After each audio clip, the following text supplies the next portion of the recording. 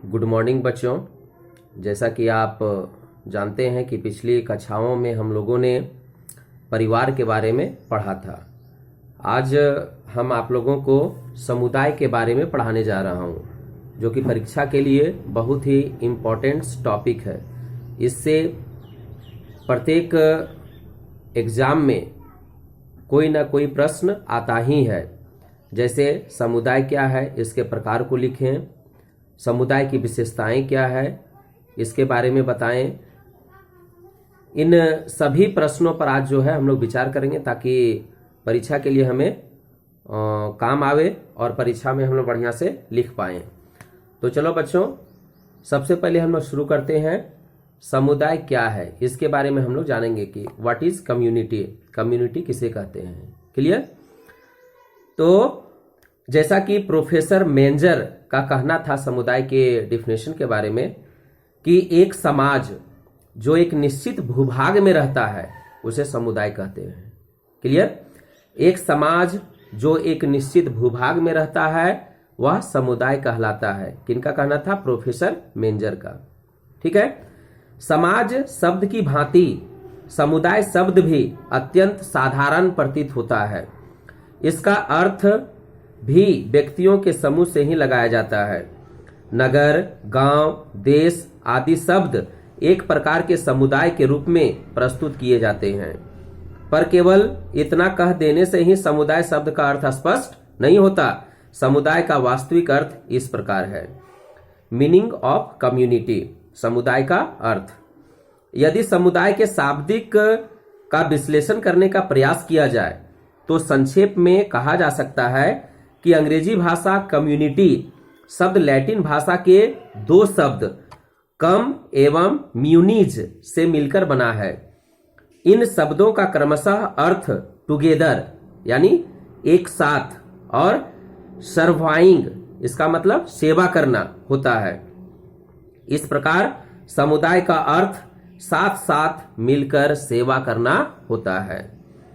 इसी को दूसरे शब्दों में इस प्रकार कहा जा सकता है कि जब कुछ व्यक्तियों का समूह अपने सामान्य उद्देश्यों की पूर्ति के लिए एक निश्चित भूभाग पर जीवन यापन करता है तो उसको समुदाय कहा जाता है।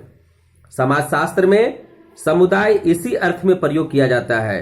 यह बात निम्नलिखित परिभाषाओं से और अधिक स्पष्ट हो जाएगी। नेक्स्ट आगे हम लोग बढ़ते हैं। डिफिनेशन ऑफ कम्युनिटी, समुदाय का परिभाषा, कि समुदाय की परिभाषा क्या क्या है। बच्चों, आप लोगों को समझ में आ गया होगा कि समुदाय क्या है। एक निश्चित भूभाग पर जितने भी व्यक्ति निवास करते हैं उसी को हम लोग समुदाय कहते हैं। समुदाय मतलब एक साथ मिलकर के रहना। कम्युनिटी दैट मीन्स, इसका मतलब क्या हुआ? समुदाय, लोगों का समूह, लोगों का समूह भी कह सकते हैं आप। ठीक है। सर्वश्री मैकाइवर और पेज ने समुदाय को परिभाषित करते हुए लिखे हैं कि जहां कहीं एक छोटे या बड़े समूह के सदस्य एक साथ रहते हुए किसी विशेष उद्देश्य में भाग ना लेकर के सामान्य जीवन की मौलिक दशाओं में भाग लेते हैं, उस समूह को हम समुदाय कहते हैं। श्री बोगार्ड्स के शब्दों में एक समुदाय एक सामाजिक समूह है जिसमें कुछ अंशों में हम की भावना है और जो एक विशेष क्षेत्र में रहता है। श्री ग्रीन ने समुदाय की परिभाषा करते हुए लिखे हैं, समुदाय सीमित प्रादेशिक घेरों में रहने वाले उन व्यक्तियों का समूह है जो जीवन के सामान्य ढंग को अपनाते हैं। एक समुदाय का स्थानीय क्षेत्र समूह है। क्लियर? मुझे लगता है बच्चों समुदाय के बारे में आप लोगों ने समझ लिया होगा और इसके बारे में आप लोगों को समझ में आ गया होगा। तो आगे हम लोग बढ़ते हैं कि समुदाय के प्रमुख आधार क्या है। चीफ बेसिक ऑफ कम्युनिटी, इसके आधार क्या क्या माने गए हैं। सबसे पहला है समुदाय का आधार व्यक्तियों का समूह, ग्रुप ऑफ इंडिविजुअल्स। समुदाय का सर्वप्रथम आधार व्यक्तियों का समूह होता है। बिना कुछ व्यक्तियों के समुदाय की कल्पना नहीं की जा सकती है। यदि व्यक्ति नहीं होंगे तो कौन सामान्य उद्देश्यों की पूर्ति में हाथ बटाएगा या कौन हम की भावना रखेगा। वास्तव में व्यक्तियों का समूह समुदाय का एक अनिवार्य तत्व है। दूसरा होता है निश्चित भौगोलिक क्षेत्र। समुदाय का द्वितीय आवश्यक आधार एक निश्चित भौगोलिक क्षेत्र में निवास करना है। खानाबदोश झुंड इसलिए समुदाय के अंतर्गत नहीं आते क्योंकि उनका कोई एक निश्चित निवास क्षेत्र नहीं होता।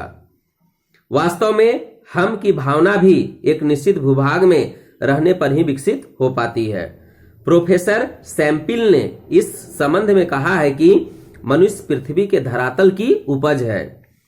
यद्यपि आजकल यातायात एवं संचार साधनों की उन्नति के कारण निश्चित भूभाग की सीमा टूट रही है, फिर भी एक निश्चित भूभाग पर प्रत्येक समुदाय का ही एक आवश्यक अंग बना रहता है, चाहे समय के साथ साथ छोटे समुदाय बड़े समुदाय में बदल क्यों ना जाएं। तीसरा है सामुदायिक भावना। वास्तव में व्यक्तियों के समूह और निश्चित भूभाग के अतिरिक्त भी समुदाय का एक अति महत्वपूर्ण आधार है, वह है सामुदायिक भावना। इसको हम की भावना भी कहा जाता है। मोटे तौर पर यह कहा जा सकता है कि सामुदायिक भावना या हम की भावना वह भावना है जो कि सामान्य जीवन के भागीदारों के बीच हम संबंधों को निश्चित करती है।